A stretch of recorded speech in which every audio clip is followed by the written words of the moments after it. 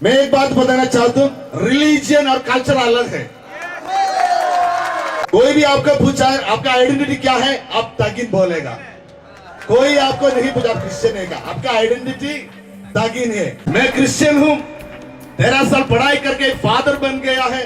Father बनने के बाद 15 साल होने वाला है, फिर भी मैं बोल रहा हूँ मैं केरल का हूँ और मेरा कल्चर ऑनर है और मैं कल्चर से मेरा जिंदगी बिताएगा।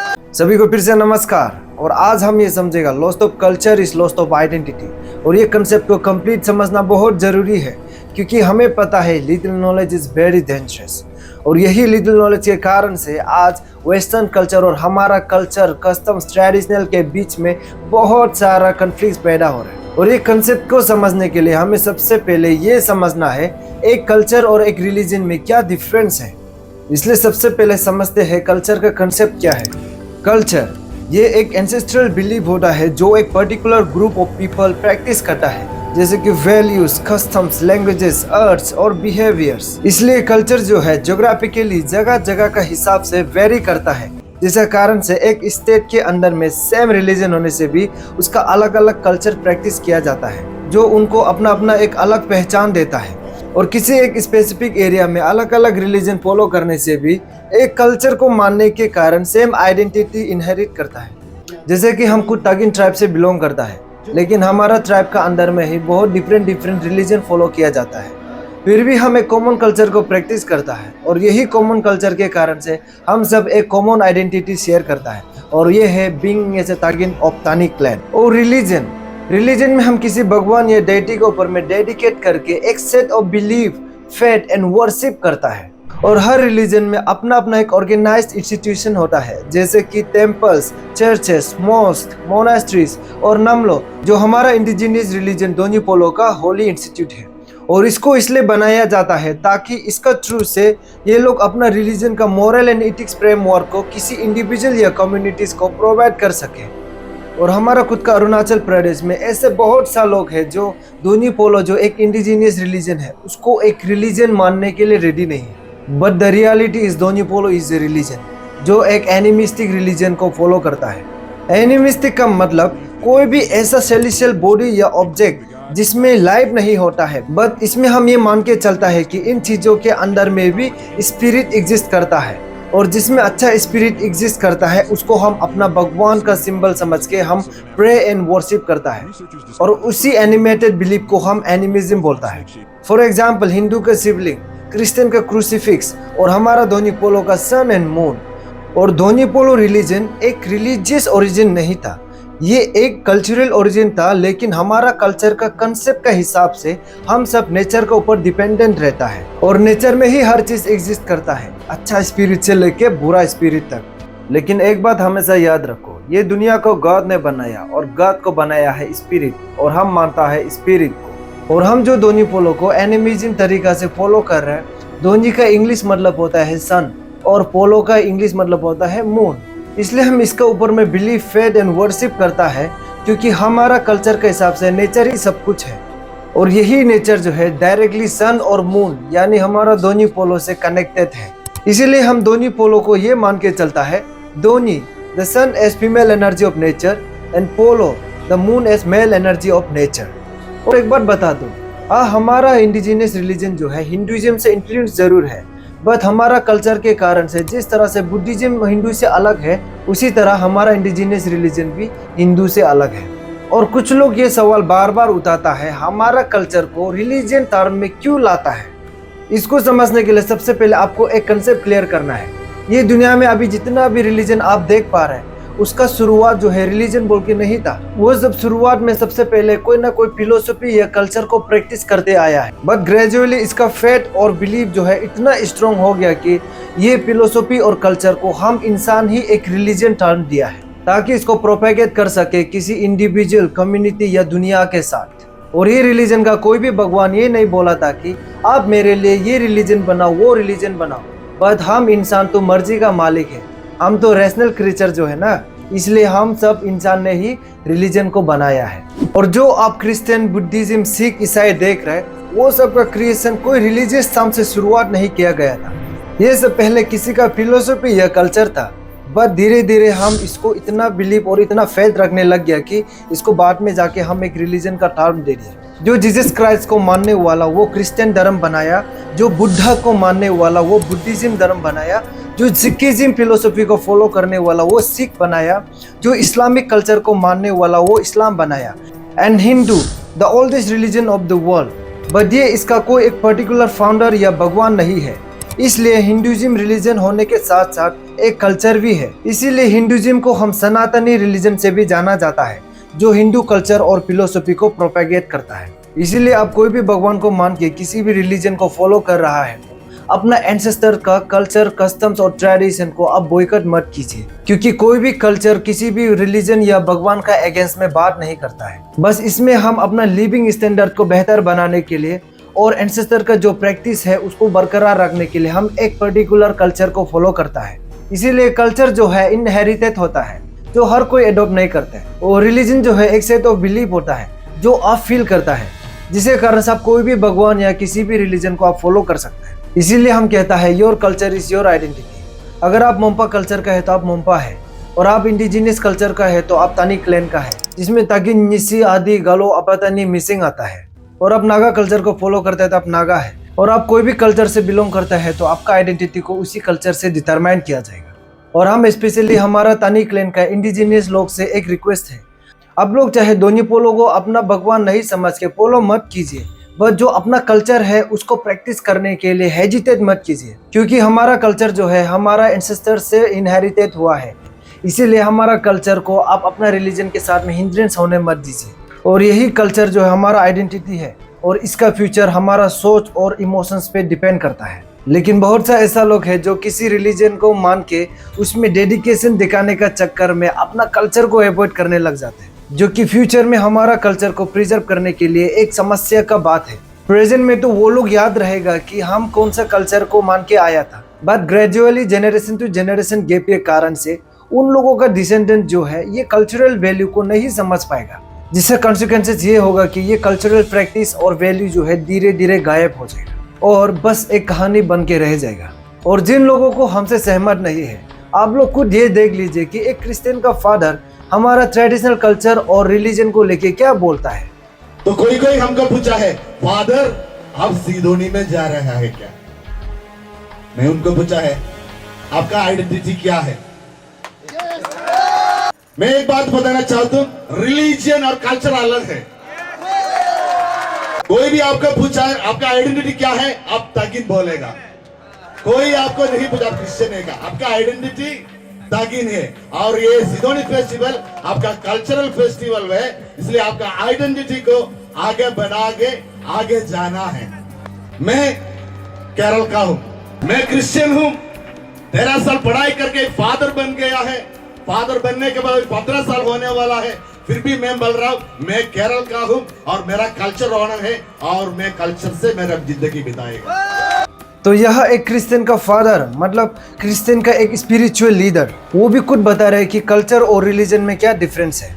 बट बहुत दुख की बात यह है कि बहुत सा ऐसे इंडिजिनियस लोग हैं जो क्रिश्चियनिटी अपनाने के बाद यीशु मसीह का नाम पे अपना रीति रिवाज यानी हमारा खुद का कल्चर को बॉयकॉट करने लग जाता है, कि ये कहकर हमारा कल्चर जो है उन लोगों का रिलीजन को अगेंस्ट करता है। हम ये नहीं कह रहे कि 100 का 100%, बट मोस्ट ऑफ देम। और इसमें सबसे बड़ा विवाद तो शैमनिज्म को लेके है, जो हमारा लैंग्वेज से उसको दुंडाई कहा जाता है, जो एक ट्रेडिशनल रिचुअल्स होता है जिसमें हम किसी इंडिविजुअल या कम्युनिटी को हील करने के लिए होता है। और ये रिचुअल में उन लोगों का मानना है कि हम सेक्रीफाइस करके डेमन्स को वर्शिप करता है, और इसी चीज में वो लोग एक मिसकंसेप्शन क्रिएट कर देता है। हालांकि ये शैमनिज्म यानी हमारा दुंडाई में हम सेक्रीफाइस जरूर करते हैं, बट इट डजंट मीन कि हम किसी डीमन या बैड स्पिरिट को हम वर्शिप करते हैं। उल्टा हम ये डीमंस, ये बैड स्पिरिट से उल्टा पीछा छुड़ाने के लिए हम सिर्फ ये सेक्रीफाइस किया जाता है। और ये रिचुअल्स क्यों किया जाता है इसको हम आपको आगे समझा देगा। तो उससे पहले आप शैमनिज्म यानी हमारा दुंडाई का एक ग्लिम्स देख लीजिए।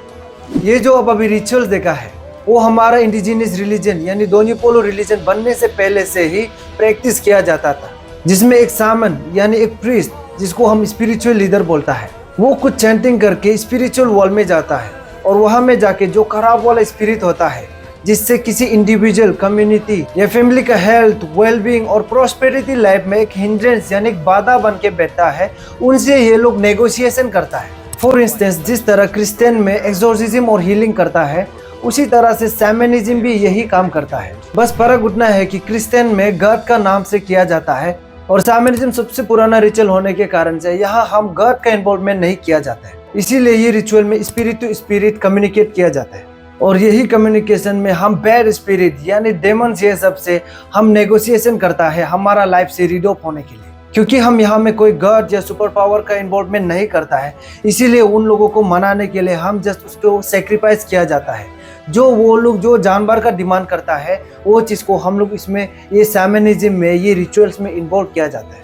और हम यहाँ सेक्रीफाइस कर रहे हैं, इसका ये मतलब नहीं है कि हम किसी गॉड का अगेंस्ट में जाके ये डेमन्स को वर्शिप कर रहे हैं ना, ये डेमन्स को हम इवन यहाँ में भी वर्शिप नहीं कर रहे। हम यहाँ में उल्टा लड़ रहे हैं कि हमारा लाइफ से रीड ऑफ हो जाओ। इसी के साथ उन लोगों के लिए ये एक मैसेज है, जब हमारा लाइफ में डॉक्टर्स और मेडिकल जैसे टर्म्स नहीं हुआ करता था, उस समय में आपका एंसेस्टर्स यानी आपका फोर फादर्स जब कोई सेवियर डिजीज हुआ था, तब उस समय में यही रिचुअल करके उन लोगों का लाइफ को बचाया गया था, जिसके कारण से आज आपका जनरेशन, मेरा जनरेशन अभी ये दुनिया में एग्जिस्ट कर रहा है। और कुछ लोग तो एग्जिस्ट करके अभी यही रिचुअल्स का अगेंस्ट में बक बक बक बक करते हैं। इसलिए याद रखो, अगर ये रिचुअल नहीं होता तो आज आपका फोर फादर सर्वाइव नहीं करना था और आज हम और आप ये दुनिया में एग्जिस्ट ही नहीं करना था। और ये जो हमारा कल्चर और ये जो रिचुअल्स है, ये बहुत स्पिरिचुअली तरीका से किया जाता है इन अकॉर्डिंग विथ नेचर। और इसीलिए जो हमारा शैमन्स यानी हमारा प्रीस्ट जो होता है, वो खुद का विल होने से भी वो खुद से एक शैमन्स नहीं बन सकता है। जिस तरह आजकल ये डोंगी बाबा लोग कुछ चंद पैसा के लिए करता है, क्योंकि इन लोगों को नेचर से स्पिरिचुअली तरीका से सेलेक्ट किया जाता है। और दोस्तों, आप लोग सब एक वर्ड तो सुना ही होगा, हाइपोथेसिस। हाइपोथेसिस एक वर्ड है जो हम इंसान को धर्म के नाम पे डिफरेंशिएट करता है। और ये वर्ड का मीनिंग होता है ऐसा पर्सपेक्टिव या आइडियाज या एक्सप्लेनेशन जो कुछ नॉन फैक्ट या थ्योरी से बनाया जाता है, जिसका कोई प्रूफ नहीं होता है। इसीलिए ये हाइपोथेसिस से किसी को मैनिपुलेशन या आर्गुमेंट्स करने के लिए आप कोशिश मत कीजिए, क्योंकि यही सब के कारण से सोसाइटी और हमारा दुनिया में एक गलत मैसेज फैलता है और इसी से हमारा इंसानियत को भी लड़वाता है। फॉर एग्जाम्पल, हमारा इंडिजिनियस कल्चर को एक रिलीजन बोल के बॉयकॉट करना और आइडल वर्शिप का नाम पे किसी रिलीजन का कॉन्ट्रैरी करना और जिहाद का नाम पे मासूम लोगों का जान लेना और सनातन धर्म का नाम पे सेकुलरिज्म को डिस्टर्ब करना, ये सब एक हाइपोथेसिस है। इसीलिए इसको अपना साथ रहने देना है। अगर इसको ऐसे नहीं करेगा तब तो इसका कॉन्सिक्वेंसेस ये यूनिटी नहीं, इंसानियत का बीच में एक डिवीजन पैदा करेगा। और ये कंसेप्ट को अभी के समय में हमें जैसे भी समझ लेना है, क्योंकि ये सब बात जो है रिलीजियस पर्सपेक्टिव का एक हाइपोथेटिकल थ्योरीज है, जिसको हम अपना हिसाब से बनाता है और इसका कोई भी प्रूफ नहीं है। अगर कोई भी इसका प्रूफ मांगेगा तो वो लोग इसका जवाब गोल गोल इता पिता पा नहीं करके जवाब देता है। एंड रिसेंटली फेसबुक में एक वीडियो बहुत वायरल हो रहा था, जो हमारा कल्चरल वैल्यू को लेके अपना ओपिनियन शेयर कर रहा था। ये सोना बना सकेगा ना, सोना बना सकेगा ना, चांदी बना सकेगा ना ये।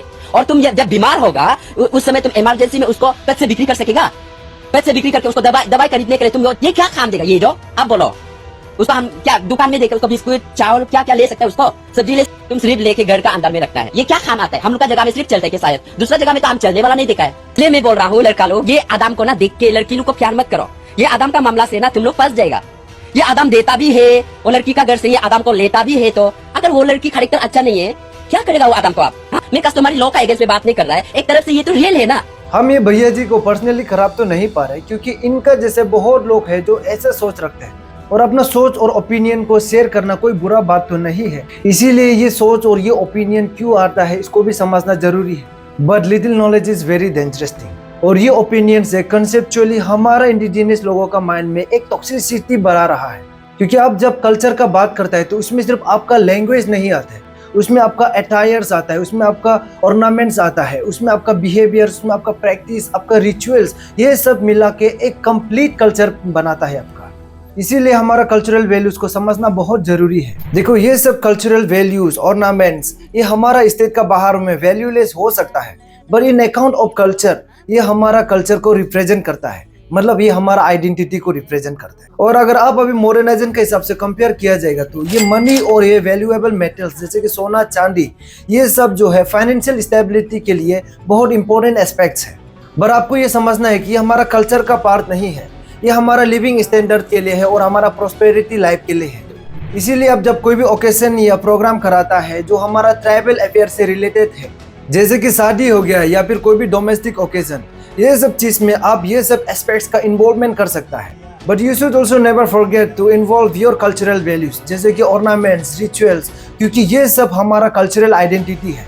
और हम खुद को बीइंग एज ए ट्राइबल क्यों अलग बताता है दूसरों से, क्योंकि ये सब यूनिक फीचर्स के कारण से हमारा एक यूनिक आइडेंटिटी है।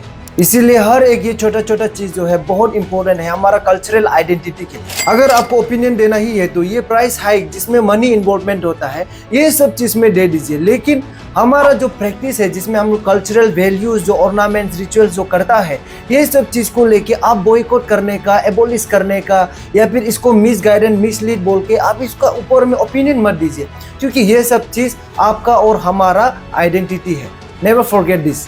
इसीलिए आप ट्रेडिशनल और कल्चर को लेके ये मॉडर्नाइजेशन का साथ में आप कंपेयर नहीं करने से अच्छा है, दिल से बुरा लगता है। एंड लास्टली हम जो स्टेट से बिलोंग करता है ये एक कल्चरल हेरिटेज और डाइवर्स एथनिसिटी का रिच स्टेट है और ये है हमारा अरुणाचल प्रदेश। यह 26 मेजर ट्राइब्स और 100 से ज़्यादा सब ट्राइब्स है जिसका अपना अपना कल्चरल प्रैक्टिस है, जिससे हम डाइवर्सिफाई होके यूनिटी में रहता है और एक दूसरे का ट्रेडिशन और कल्चर को रेस्पेक्ट भी करता है। But these religious things disturbing our happiness in the name of their religion. ये rituals, ornaments, arts, behaviour, languages और हमारा बिलीफ मिलके हमारा एक कंप्लीट कल्चर को रिप्रेजेंट करता है। बट ये रिलीजियस चीज जो है रिलीजन का नाम पे हमारा पूरा ट्रैंक्विलिटी और हैप्पीनेस को डिस्टर्ब करता है। और अगर आज हम हमारा कल्चर का रिचुअल्स, ऑर्नामेंट्स, बिहेवियर, लैंग्वेजेस ये एक एक चीज को खोना मतलब हमारा आइडेंटिटी का एक एक पार्ट को खो रहा है। इसीलिए हमारा ट्रेडिशनल कल्चर को प्रिजर्व एंड प्रोटेक्ट करना ये सिर्फ एक इंसान का रेस्पॉन्सिबिलिटी नहीं है, ये हर एक इंडिविजुअल का रेस्पॉन्सिबिलिटी है। और इसको प्रिजर्व एंड प्रोटेक्ट करने के लिए आपको किसी के साथ लड़ना जरूरी नहीं है, बस आपको इतना कॉन्शियस होना है कि first be proud of your self, be proud of your parents, be proud of your ethnic group and be proud of being an Arunachali and be proud of being an Indian and lastly being proud of your culture. अगर आप भी अपना tradition और cultural identity को proud करता है तो ये वीडियो को अपने दोस्तों और फैमिली के साथ शेयर जरूर करना।